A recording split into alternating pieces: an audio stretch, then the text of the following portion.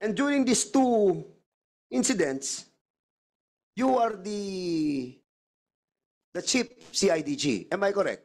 Correct, Your Honor. Ayan. O, so ikaw yung common denominator dito sa pag-relieve ng dalawang grupong ito. Ang tanong natin nga kanina, tinatanong ko rin, why is it that after the successful operation, after a day, nirelieve natin si Colonel Alejandro at ito namang si Colonel George Buyakaw ay nirelieve din. Because CIDG, you should know. To inform this committee, the operation in Bamban that was led by Colonel Buyakaw, I was on leave and I was not even informed of that operation. Even my command group was not informed. So, hindi ka na-inform ng higher-ups doon sa operation ng Banban. That's correct. Come again, Your Honor, sir. And you think this representation, paniniwalaan po yun? Sinabi nyo? I believe so, sir, because I was the one who authorized that operation in Banban. I give them clearance, sir. So, there is no reason na talagang i-relieve ko dahil doon sa operation nila dahil ako mismo ang nagbigay ng clearance sa operations na yun. Wait. I'm sorry, Chairman, ako. Because a while ago, you were telling us that you were on leave. Now, sinasabi mo... That was a different operation, Your Honor, sir. No. Wait. I need to be given more information for us to find out the deeper problem arising to this relief of these successful operations. Hindi ko talaga makomprehend kung bakit yun nirelieve eh. Yung mga tao, pagkatapos, imbis na bigyan natin sila ng pabuya. Di ba? Kasi alam nyo, ako hindi ako police, pero I know for a fact that kapag napunta ka sa NCR, parang ano yan eh, level up eh. Pero putting your people outside, no, after the complete successful operation, that will put a doubt on that transfer. And again, hindi ako. Babalik ko na po kay Colonel Busita. Enzo Recto, kalaban ang katiwalian at kasinungalingan, kakampi sa katotohanan at kabutihan.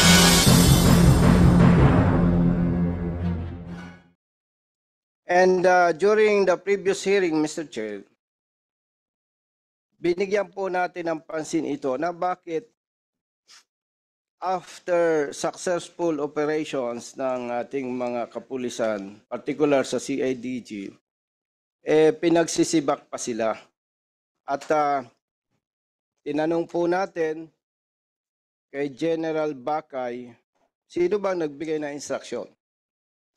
And according to him, yung memo directing CIDG director to relieve certain officer, senior officer, dumating na lang sa kanyang table. And he signed the said memo. Ang nagre-relieve dito, during that time ng February 2, 2023, is not CPNP Marbil. This is during the time of Acorda. And who is the CIDG chief during this time? All this time, General Karamat, Mr. Chair. General Karamat. Siya na naman. General Karamat, you have to stay here. Sit down, please. So dalawang relief ang ginawa mo. Isa nung February 2 with Colonel Alejandro and the other one is with Colonel Buyakaw. After all the successful operation, what I heard from Congressman Busita, parehong-pareho that nag-operate, naging successful, tapos nire-relieve. Pero, different CPNP.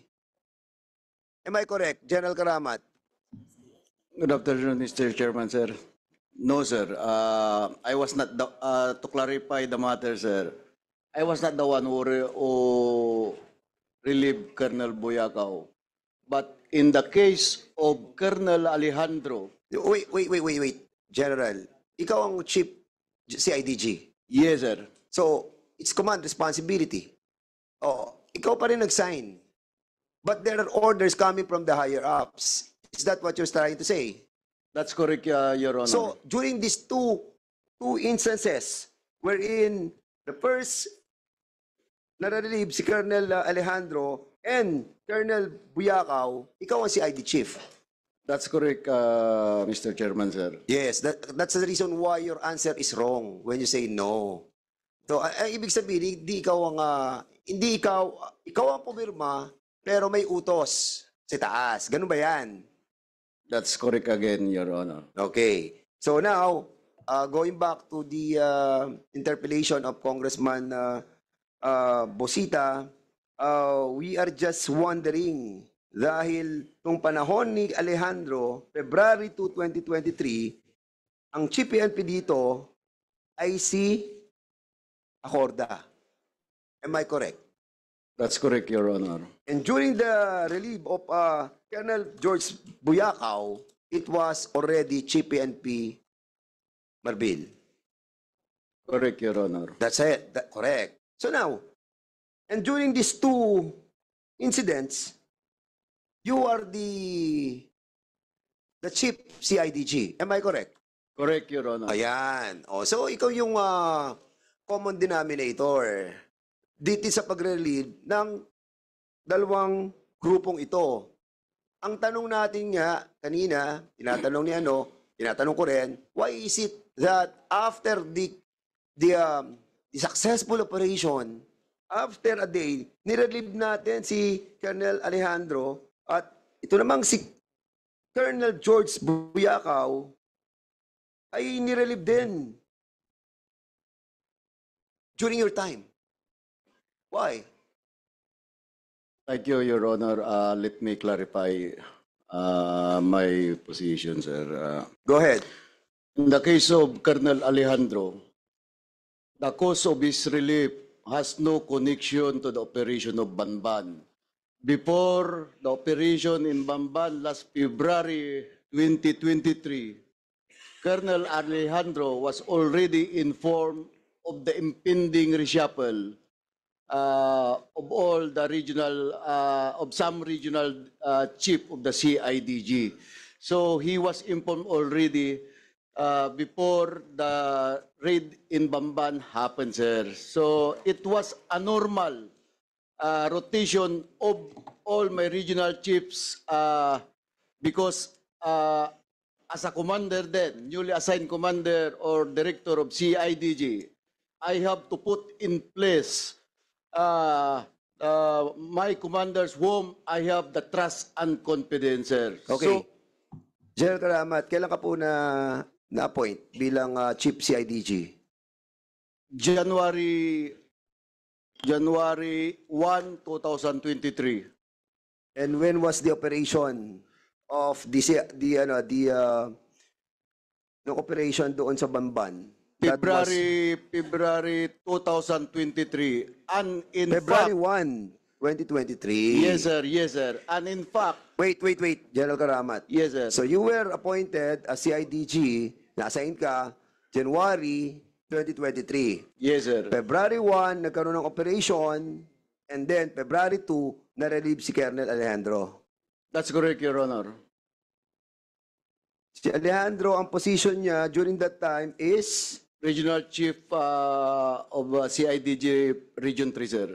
okay, Region 3. Am I correct to assume that during that operation, it was the Region 1 who augmented the operation? That's a different operation, sir. Kailan nag-augment ang Region 1 instead of the Region 3? Kasi I have a report here that's telling us that the operation that was conducted, augmentation nanggaling sa Region 1, hindi sa Region 3. That was the operation led by the PAOK and Colonel Buyakaw, this is sir. during the time of General Acorda, am I correct? That's correct, Your Honor. Ba't hindi kinuha sa Region 3 ni Acorda? That I cannot answer, sir. That's the wisdom of... Is it a trust and confidence situation?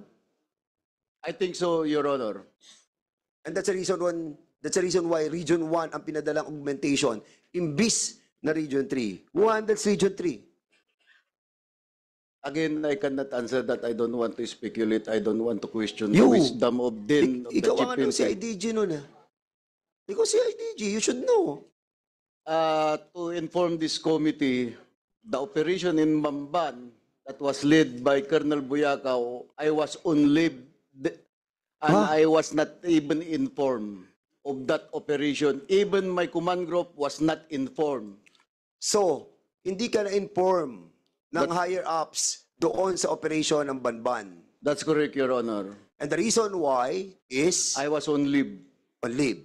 Yes, sir. I was on leave abroad. So in other words, kaya nagkaroon ng augmentation ng Region 1? Again, I cannot answer that. Kasi alam mo, nagtatalo isip po dito eh, bakit gagamitin ng Region 1 instead of Region 3? Precisely yun yung kanilang area of jurisdiction eh. And I think we need to ask the former PNP chief, General Acorda, to shed light on this. Because I will tell you, General Karamat, if you're going to relieve all these people, no, and assigning them to the different parts of this country, there is a pending case. So yung pending case ito, nandito sa korte, di ba? Asan yung kasong ito? Sa Bulacan?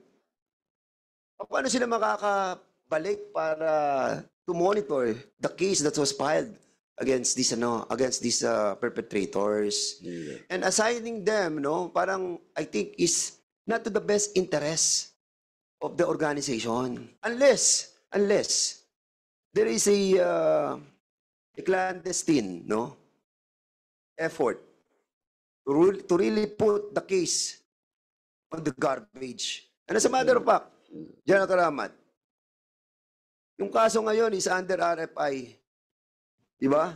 Recommended for further investigation. Am I correct? General Karamat. Is this under RFI? All the cases that was initiated by Colonel Joshua Alejandro, the regional chief, siya pala ang regional chief ng CIDG. Siya pala. Si Joshua Alejandro, siya ang regional chief, hindi mo kilala? General Karamat? Of course, I know him. Oh, that's why Your I'm Honor. asking you a while ago. Sino ang regional director ng ng Region 3? Sabi mo, hindi mo alam. I didn't say that, sir. Ano sabi mo kanina? Your Honor. Ano sabi mo kanina? It was Colonel Alejandro, yung unang operation against the Pugo Ito ang in tanong ko Banda ulit, operation. General Karamat. Si Colonel Alejandro ang regional director ng Region 3. Siya ang nag-operate. Di ba? Yes, Your Siya Honor. nag-operate doon sa Hongsheng Gaming Technology sa Bamban. But the augmentation of the people that was used is under Region 1. Correct. And you were telling us a while ago, you were on leave.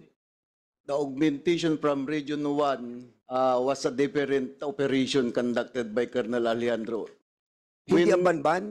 You're under oath. The Wait. CIDG had conducted wait. operations, sir. Yes.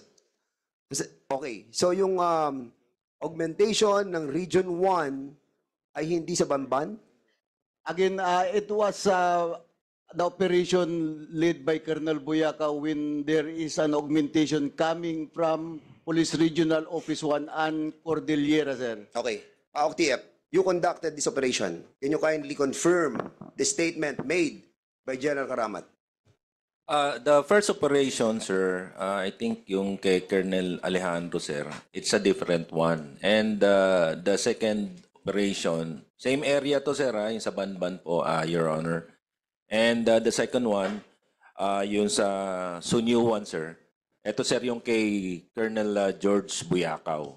And that's true, sir. Ang ginamit pong augmentation doon are personnel or police personnel coming from Region 1 and Cordillera. So in other words, kung yung kay Buyakaw, yun ang gumamit ng augmentation coming from the Region 1. Yes, Your Honor. Okay. Same question, General Karamat. Why is it during your incumbency as the regional, chief of the CIDG, no? bakit ang ginamit is region 1, not region 3? Do you know this? Or you're still on leave? Still on leave ka rito? Again, sir, I was not informed of that operation, sir. That particular operation, sir. Hindi mo ba napapansin ba't hindi ka na-involved sa operations? Why is that so? It's only the former chief PNP that cannot answer that question, sir. And that's the reason why we have to invite the former chief PNP to shed light on this. Because para ako may nakikita mga missing link dito eh. I need to be given more information for us to find out the deeper problem arising to this relief of these successful operations. Hindi ko talaga makomprehend kung bakit yun ni-relieve eh. Yung mga tao, pagkatapos, imbis na bigyan natin sila ng pabuya. Di ba? Kasi alam nyo, ako hindi ako pulis, pero I know for a fact that kapag napunta ka sa NCR, parang ano yan eh, level up eh. Pero putting your people outside, no, after the complete successful operation, that will put a doubt on that transfer. And again, hindi ako, babalik ko na po kay Colonel Busita. 2023, Your Honor. Yes. Yun yung tanong ni Honorable Busita na CIDG lang ang nag-operate. Tama po? That's what I heard, Your Honor. Yes. Tama rin po ba, General Karamat? That's correct, Your Honor. Yes. And ang nag-lead ng raid, pagtatanong ni General Busita, if I understand it, si Colonel Alejandro? Yes, Your Honor. Yes. At after the raid, na-relieve siya. Yes, Your Honor. Pero hindi pa ikaw ang CIDG head. I was already the CIDG head, sir. You were already the Yes, CIDG. Para maklarify kasi magulo kanina yung pagtatanong. Yes, sir. Di ba? So you were already the CIDG head when Colonel Alejandro raided yung Pogo Hub sa Bamban Tarlac in February of 2023. That's correct, Your Honor, sir. Now, let's go back to the question of the Honorable Busita. Kasi magulo kanina. Took most of our time. Yan lang sa question na yun eh. Issue na yan. You relieved Colonel Alejandro how many days after the raid?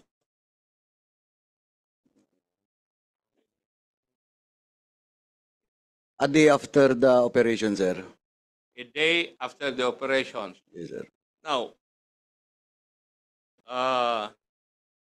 the Honorable Busita did not ask you the reason why. I'm asking you the reason why a day after the operation, you relieved the head of the team which operated against the Pogo Hub in Bamban Tarlac. Yes, sir, because there was already scheduled a revamp among all my commanders, sir. Actually, it was not Colonel Alejandro was issued order on that day. There were several regional commanders who were included in that reshuffle, sir. Do you know the mayor of Suwal, Pangasinan? Yes, Your Honor. Yes. And how close are you with him? Being a former policeman, I know him as a colleague also, as a police, sir. But you are very close with him. Together with retired General Ronald Lee. Would that be correct? I cannot answer for General Ronald Lee, sir. Well, as the chairman has shown a while ago, may mga pictures po kayo eh. Yung kagaya ng pinisita ng chairman kanina. Ako, I have pictures. Would you still deny that? I could only answer for myself, sir. But I suppose General You do Lee not was know- once the provincial director in Bulacan, sir. I'm in Pangasinan, sir, so I suppose he knows him, sir. Kasi nakikita-kita kayo eh. Di ba? That's correct, Your Honor. Yes. Kaya huwag ka na magsinungaling. Marami nang naipadala sa akin na information eh. Kaya pa. So, I'm asking. So, the reason why Colonel Alejandro, after the raid in Bamban, was issued because meron ng plano na i-reshuffle ninyo. That's your official answer. Yes, Your Honor, sir. And you think this representation would believe that?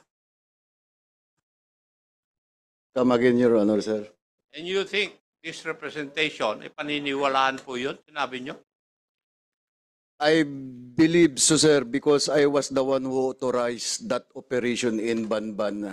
I give them clearance, sir. So, there is no reason na talagang i-relieve ko dahil dun sa operation nila dahil ako mismo ang nagbigay ng clearance sa operations na yun. Wait. I'm sorry, Chairman, ako. Because a while ago, you were telling us that you were on leave. Now, sinasabi mo... That was a different operation, Your Honor, sir. No. Wait. You told us that on February 1, during the operation of Colonel Alejandro, you were on leave. No, sir. During the operation of Colonel Buyakaw that I was on You were leave. on leave also. No, sir. No, sir. I did not say that. Anyway, Comsec, can you kindly backtrack the video? We wanted to find out. But for the meantime, you go ahead, Congressman Chairman Akop. Again, reminder, General Karamat, please, reminder po, huwag po tayo magsisinungaling sa hearing na to. Go ahead, Congressman Akop. May hulanong salita na ang ibig sabihin dito ay ang pagkakaisa. Bunyog Party List. Halika na, Bunyog Party List ka na. Halika na, Bunyog Party List ka na. Sa susunod, ang atinang suportahan, Bunyog Party List, nagtataguyod ng katotohanan, lumalaban para sa bayan.